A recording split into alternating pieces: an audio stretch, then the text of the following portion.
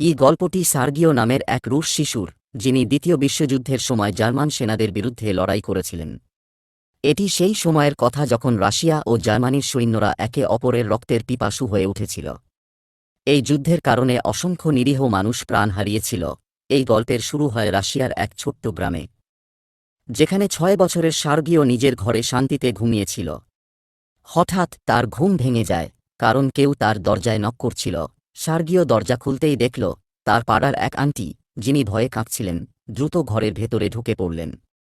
তিনি বললেন, জার্মানরা আমাদের পুরো গ্রামে হামলা করেছে।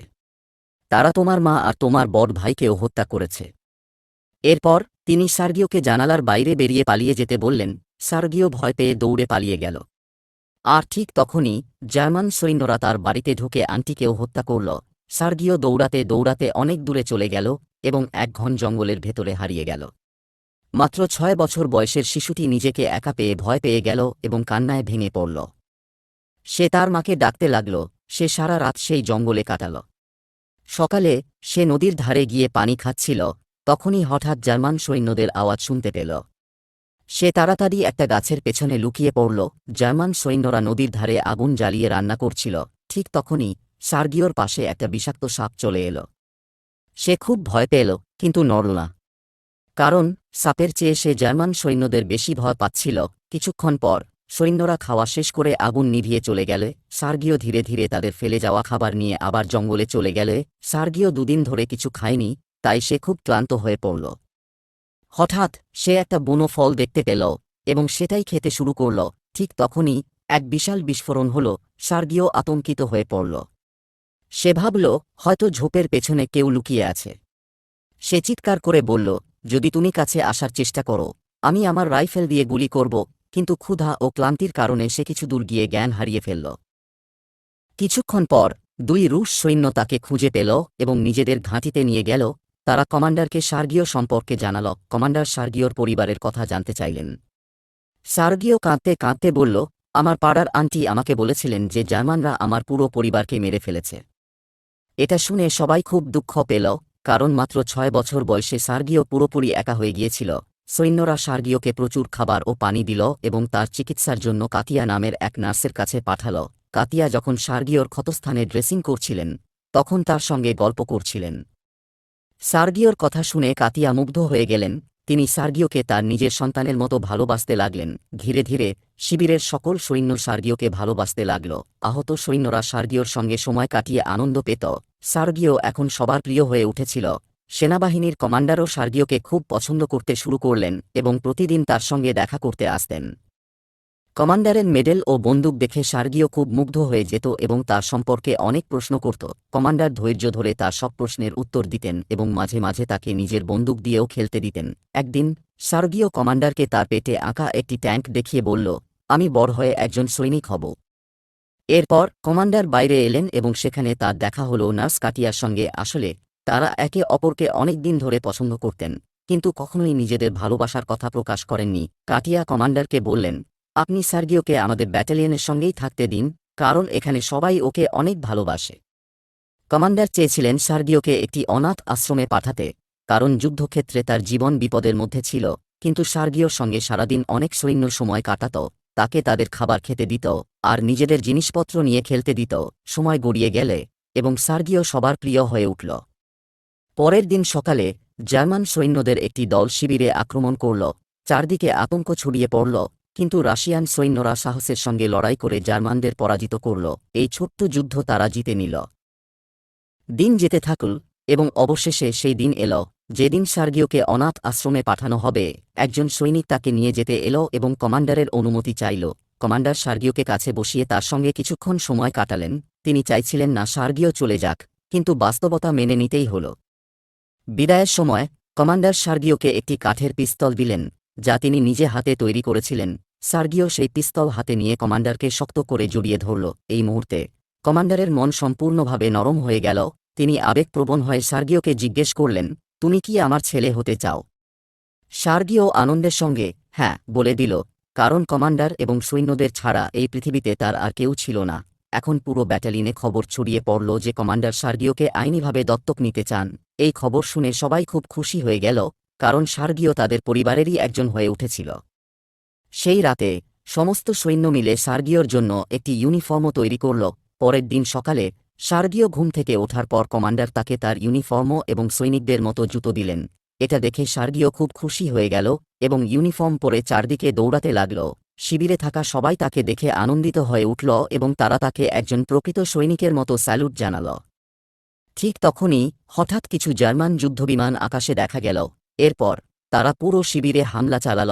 এই হামলায় অনেক রাশিয়ান সৈন্য আহত হল এবং কেউ কেউ প্রাণও হারাল। কমান্ডার দ্রুত সার্গিওকে একটি নিরাপদ জায়গায় লুকিয়ে দিলেন। কিছুক্ষণ পরে যখন জার্মান বিমানগুলো ফিরে গেল, সার্গিও আহত সৈন্যদের কাছে দৌড়ে গেল এবং তাদের সাহায্য করার চেষ্টা করল। কিন্তু এই চরম উত্তেজনাপূর্ণ মুহূর্তে কেউ তার কথায় মনোযোগ দিচ্ছিল না। সার্গিও সত্যিই কাজে আসতে চেয়েছিল, তাই সে সেই তাঁবুতে গেল যেখানে আহত সৈন্যদের রাখা হয়েছিল। সে তাদের পানি দিল এবং ছোটখাটো সাহায্য করতে লাগল। সেখানে এক সৈনিক ছিল যে তার দুই চোখ হারিয়েছিল। সে সার্গিওকে বলল, আমার পরিবার আমাকে একটি চিঠি পাঠিয়েছে, তুমি কি তা পড়ে শোনাবে?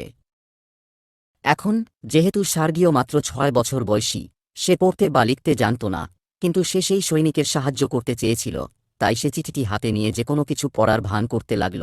সার্গিও বলল, তোমার গরুটি একদম ঠিক আছে এবং এখন সে অনেক দুধ দিচ্ছে। এটা শুনে সেই সৈনিক অবাক হয়ে বলল, কিন্তু আমার তো কোনো গরু নেই।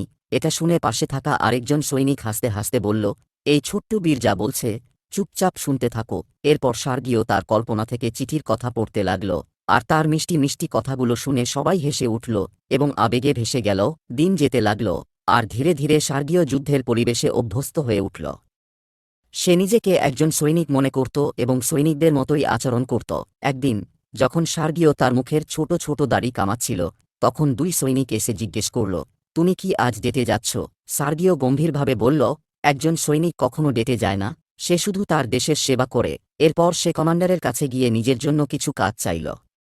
কমান্ডার বললেন, আজ আমাদের সৈনিকদের পরিবারের কাছ থেকে কিছু চিঠি এসেছে, তুমি কি সেগুলো তাদের কাছে পৌঁছে দিতে পারবে?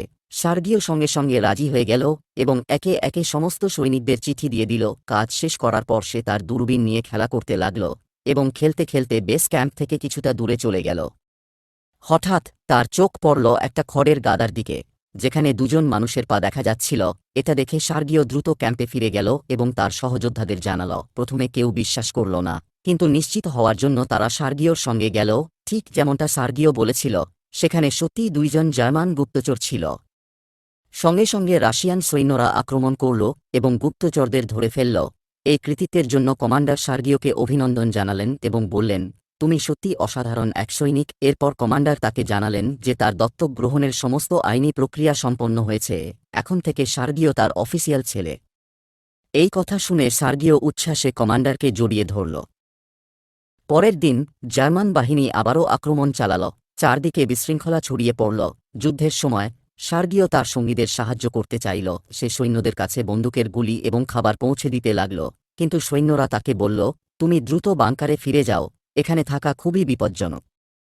সার্গিও তাদের কথা মেনে নিয়ে বাংকারে ফিরে গেল। সেখানে সে কমান্ডারকে চিন্তিত দেখল।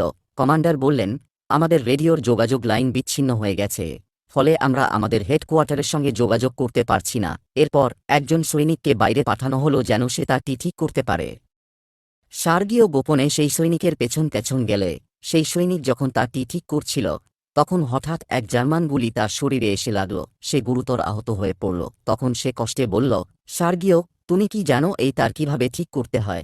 সৈনিক তাকে বলল, তোমাকে শুধু তারের দুই প্রান্ত একসঙ্গে জোড়া দিতে হবে। সার্গিও এগিয়ে গিয়ে সতর্কতার সঙ্গে তারটি জোড়া লাগিয়ে দিল।